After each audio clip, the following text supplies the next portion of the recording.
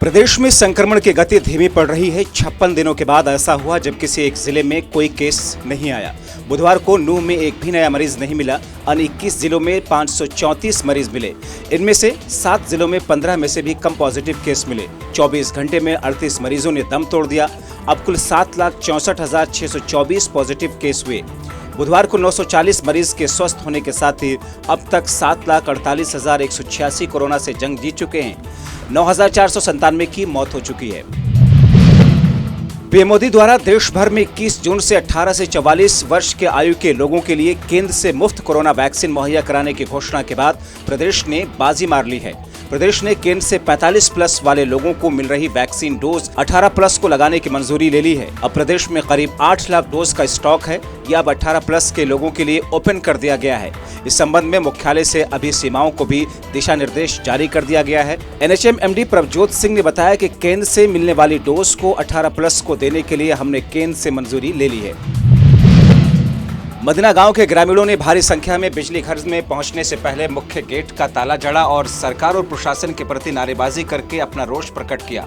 ग्रामीणों ने बताया कि गांव में 4 घंटे बिजली आती है और उसमें अनेकों कट लगने के बाद बिजली आती है। गांव की महिलाओं ने बताया कि लगातार 1 घंटा भी लाइट नहीं आती, जिससे घरेलू कार्य करने में काफी परेशानियों का सामना करना पड़ता है। महिलाओं ने बताया कि इस तपती गर्मी में बच्चों की पढ़ाई प्रभावित होती है। लॉकडाउन कोरोना की वजह से पढ़ाई प्रभावित पहले हो चुकी है और कुछ बिजली कर्मियों की वजह से। वहीं इस दौरान महिलाओं की संख्या ज्यादा रही और पुलिस प्रशासन और बिजली महकमे के कर्मचारियों और एक्सीएन भूपेंद्र सिंह को महिलाओं और ग्रामीणों के बीच में तनातनी रही।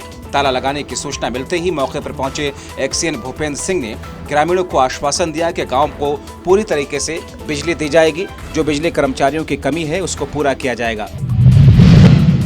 समस्या है, आज हम बिजली के लिए आए हुए हैं। 10 दिन से बहुत ज़्यादा परेशान है हमें। रात में भी लाइट नहीं, दिन में भी लाइट नहीं आएगी तो कट लगेंगे ना तो हम आटा पीसणगे, ना हम शनी काटणगे। और भाई ना हमारे बालक पढ़ाई कर सकते ना कि मैं तो लॉकडाउन में हूँ बैठा बैठ गया शिक्षा का तो और कि मैं भाई बिजली वाला ने भी लाग लूग का बैठा दिया ना। और भाई हम तो यह रिक्वेस्ट करें बिजली वाले भाई आता है भाई सरकार में बिकने की कोशिश में ना करो। सरकार ने तो दिया बैठा बैठा, भाई तुम अपने सच्चे दिल से इस देश की सेवा कर लो। गाँव में लाइट छोड़ दो। गाँव में बहुत ही गरीब तबके के आदमी रहे हैं, किसी तरह की उन पे फोर्समेंट मत लगाओ ना। अब भाई हम लाइट कब छोड़ेंगे कब नहीं छोड़ेंगे कोई कंडीशन नहीं होनी चाहिए ना। भाई आज तक की जब से खंबे लगे बिजली के गाँव में लाइट नहीं मिल रही है, बरती है। अरे मैं भाई कवे हैं अब भाई मीटर लगवा बैठी का मन है और अगर मीटर लगवाने की हिम्मत हो गाँव में 36 बिरादरी रहे है शहरा में जाकर रह ले। मैं रुपया वाले आदमी तो शहरा में बैठे उड़े ले भाई बिल। भाई कोई मेरे हिसाब से ठीक है, एक आध बाड़ कोई एक आध घर होगा ना, किसी का भाई कुछ आहट होगी ना, भाई मीटर नहीं लग रहा होगा भाई अलग बात है, चोरी होगी ना। तो मेरे हिसाब से गाँव में कोई सा चोरी का पंगा नहीं। फरीदाबाद में महिला थाना सेंट्रल की टीम को बड़ी कामयाबी हाथ लगी। 2020 से फरार चल रहे बलात्कार के आरोपी को गिरफ्तार कर लिया गया। गिरफ्तार किए गए आरोपी का नाम संजय है, जो कि बिहार के मधुबनी का रहने वाला है। वर्ष 2020 तक फरीदाबाद के सेक्टर 31 एरिया में रह रहा था। आरोपी की कपड़े की मशीन बनाने की फैक्ट्री है, जिसमें पीड़िता कुछ समय पहले से काम कर रही थी। वहीं पर महिला की जान पहचान आरोपी के साथ हुई। पुलिस को दी अपनी शिकायत में पीड़िता ने बताया कि वो कपड़े बनाने की फैक्ट्री में काम करती है। पीड़िता वर्ष 2018 से आरोपी को जानती है। आरोपी ने महिला से संबंध बनाने के लिए उससे मिलना जुलना शुरू कर दिया और उसे अपना विश्वास लेकर के अपने साथ कमरे में ले गया, जहां पर उसने पीड़िता के साथ में बलात्कार किया, उसकी अश्लील तस्वीरें खींची। इसके बाद आरोपी महिला को ब्लैकमेल करने लगा। प्रदेश कांग्रेस अध्यक्ष कुमारी शैलजा ने कहा कि केंद्र सरकार द्वारा खरीफ की फसलों के न्यूनतम समर्थन मूल्य में की गई बढ़ोतरी किसानों के साथ एक भद्दा मजाक है। महंगाई को देखते हुए ये वृद्धि नाकाफी है। महंगाई, पेट्रोल डीजल के दाम रिकॉर्ड स्तर पर है। खरीफ फसलों की एमएसपी में किया गया मामूली इजाफा किसानों के साथ एक भद्दा मजाक है। दूसरी तरफ ट्यूबवेल कनेक्शन के लिए सरकार के नए नियमों के अनुसार जिन क्षेत्रों में पानी 100 फुट से अधिक गहराई में है वहां ट्यूबवेल कनेक्शन नहीं मिलेगा। नमस्कार साथियों, जैसा कि प्रणव जी ने कहा, आज का दिन बहुत महत्व रखता है, इसलिए क्योंकि जो देश भर का किसान आंदोलन चल रहा है, दिल्ली के हमारे राजधानी के चारों ओर जिस तरह से किसान लोग शांतिपूर्वक बैठे अपनी मांगों को लेकर, और राजनीतिक रूप से कांग्रेस पार्टी ने और दूसरी विपक्ष की पार्टियों ने कृषि मुद्दों को उठाया है। जब से ये 3 काले कानून बने या उससे पहले अध्यादेश लाए गए, इनकी असलियत आप सबके सामने रखी गई, बार बार रखी गई, कांग्रेस पार्टी द्वारा, विपक्ष द्वारा और किसान संगठनों द्वारा। नई बात नहीं है। 7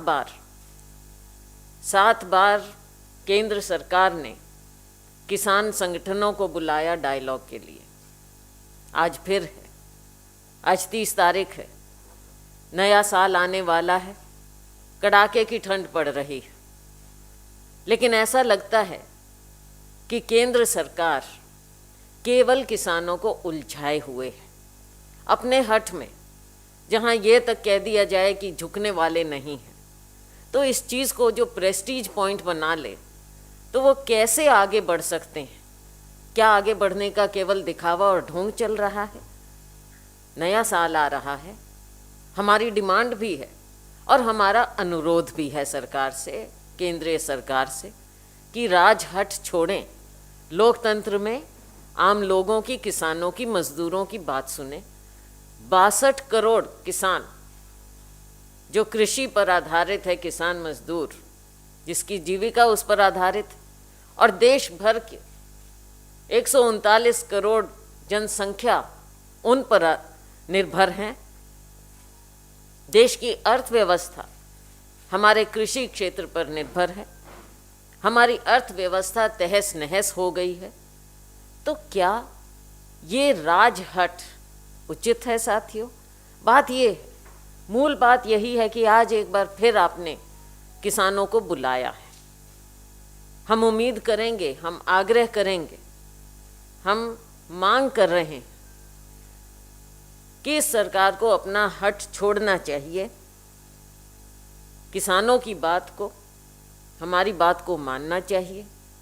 तीनों काले कानून पहले ख़त्म करें और उसके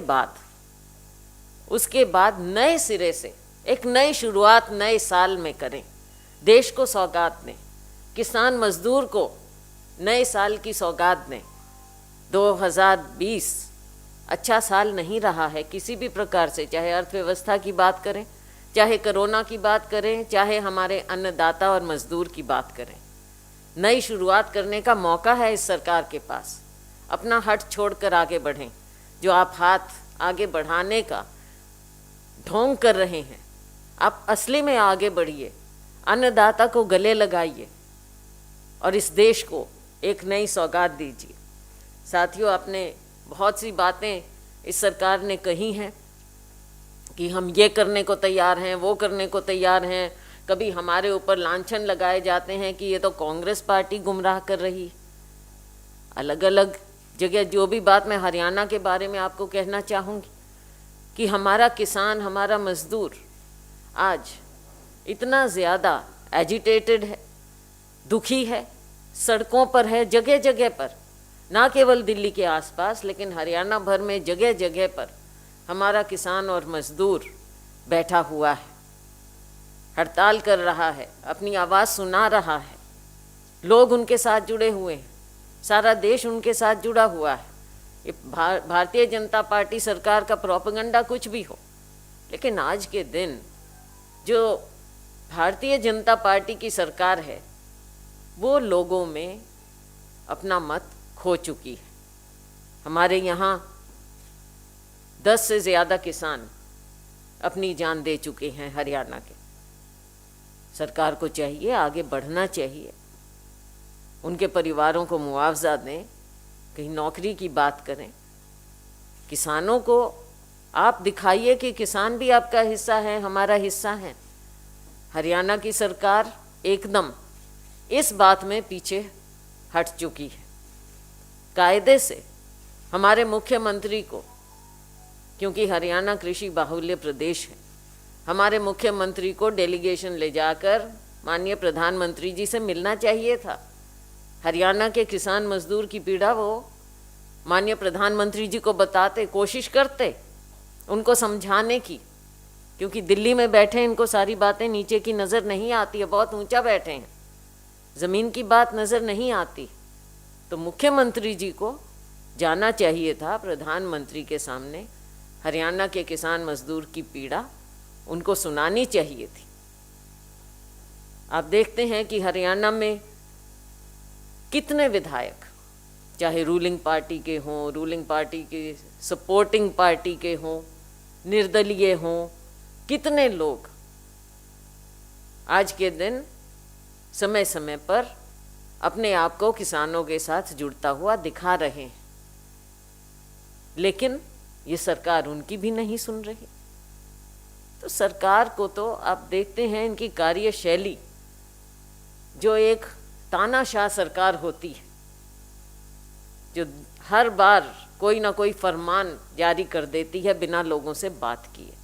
इसमें कोई शर्म नहीं होनी चाहिए, कोई प्रेस्टीज पॉइंट, कोई ईगो नहीं होना चाहिए। देश की बात है, अन्नदाता मजदूर की बात है, लोकतंत्र में लोगों की बात सर्वोपरि होना चाहिए।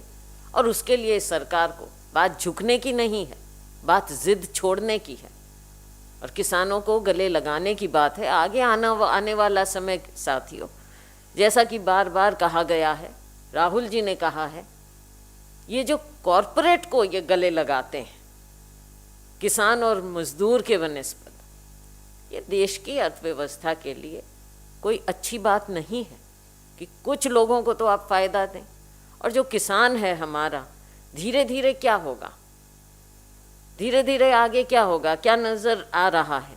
आप मंडियां ख़त्म कर रहे हैं, प्रोक्योरमेंट कैसी होगी, जो हमारा गरीब इंसान है उस तक आप राशन, दाने, आटा कैसे पहुंचाएंगे। प्रोक्योरमेंट आप करेंगे नहीं, मंडियां ख़त्म हो जाएंगी।